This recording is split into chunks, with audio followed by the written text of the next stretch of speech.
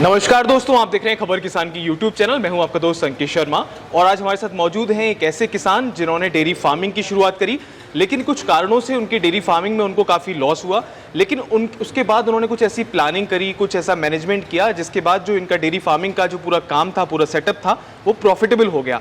जी हाँ, काफ़ी सारे लोगों के सामने समस्या आती है कि वो जैविक खेती, नेचुरल फार्मिंग या फिर डेयरी फार्मिंग जो देसी गायों का गौपालन है वो करते तो हैं, लेकिन किसी कारणों से उनको काफ़ी घाटा हो जाता है और वो पूरा प्रोजेक्ट उनको बंद करना पड़ता है।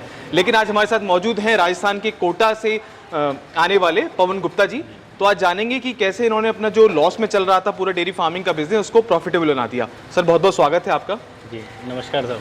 तो एक बात बताइए कि कैसे आपका ये जो प्रोजेक्ट था डेयरी फार्मिंग का, लगभग कितने वर्षों से आप डेयरी फार्मिंग कर रहे हैं? जी पवन गुप्ता नाम है मेरा और गौ ग्राम के नाम से कोटा में डेयरी फार्म है और इसमें सारी गिर गायें हैं। तो शुरू में जब हमने शुरू किया तो काफ़ी सारा नुकसान रहा इसमें। मतलब केवल अकेले दूध पे डिपेंड रहना मतलब वो नुकसान का कारण बना। जी। तो धीरे धीरे हमने वेस्ट को काम लेना शुरू कर दिया। वेस्ट में अपन 3 चीज़ें मानते हैं। तो क्या नाम से, सबसे पहला अपना गौमूत्र हो गया और गोबर हो गया और छाछ हो गई। लेकिन इन तीनों चीज़ों को अगर आप काम में लेते हो तो फिर आपको दूध को बेचने की ज़रूरत ही नहीं है। फिर आपको सारा दूध से तो घी कन्वर्ट हो जाएगा और छाछ आपके दूध के बराबर बिकेगी। तो धीरे धीरे हमने वो शुरुआत करी। शुरू में हमने दूध को काम लेना शुरू किया। दूध को हमने बिलोना मशीन से तैयार किया और उसकी छाछ बनाई और मक्खन को घी में कन्वर्ट किया। तो घी की गिर गाय के घी की अच्छी खासी मार्केट में डिमांड है और इस डिमांड के अनुरूप इसका अच्छा पैसा भी मिलता है।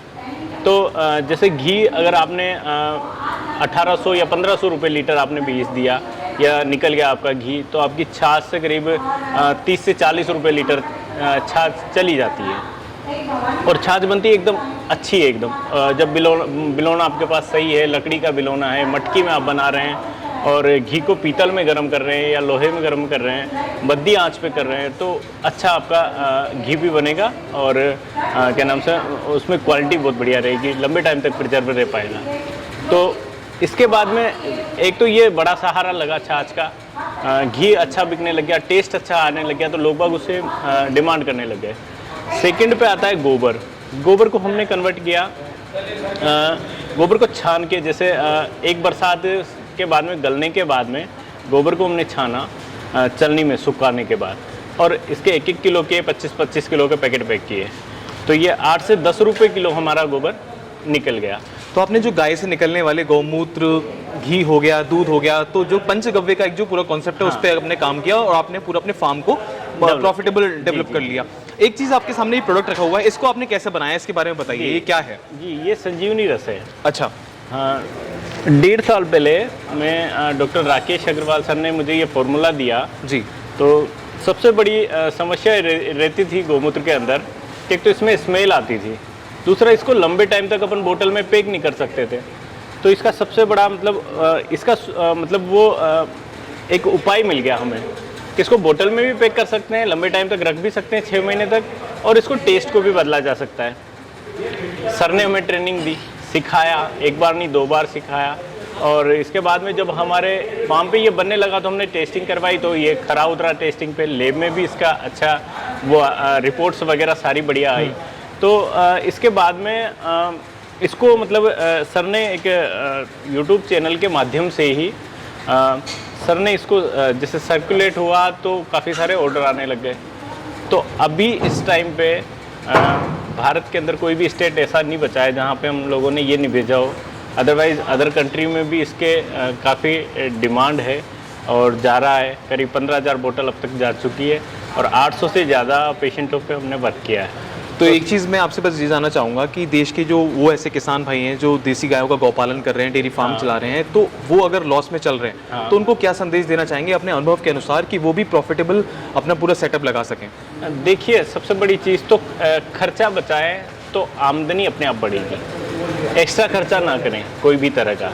जैसे कि अगर किसी के पास 20 बीघे ज़मीन है और उसने 2 बीघे में सेटअप लगा रखा है, तो बाकी 18 बीघे में ऐसी फसलें वो बोए जो खुद के खाने में आए काम, बाकी बचे जो गायों के चारे के लिए हो जाए। जैसे ज्वार हो गई, मक्का हो गई, बाजरा हो गया, गेहूँ हो गया, इन चीज़ों को लगाएं।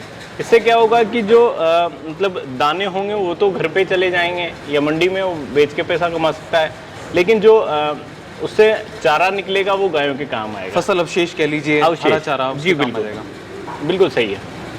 तो ये चीज़ें मतलब एक तरह से अपने को मार्केट से अगर चारा ले तो 8 से 10 रुपए किलो है। अगर 50 गायें हैं तो कम से भी कम आपको 50 गायों के हिसाब से करीब 200 क्विंटल चारा चाहिए एक साल के अंदर, तो वो पैसा बचेगा। तो सबसे बड़ा वहाँ पे आपको फ़ायदा होगा।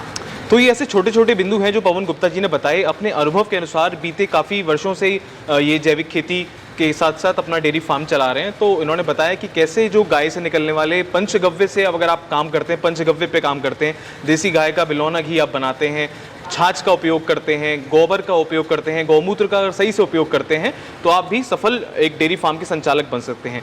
आशा करते हैं आपको हमारी वीडियो पसंद आएगी। अगर आपने हमारा चैनल अब तक सब्सक्राइब नहीं किया है तो उसको प्लीज़ सब्सक्राइब करें, इस वीडियो को अधिक से अधिक शेयर करें। धन्यवाद। नमस्कार।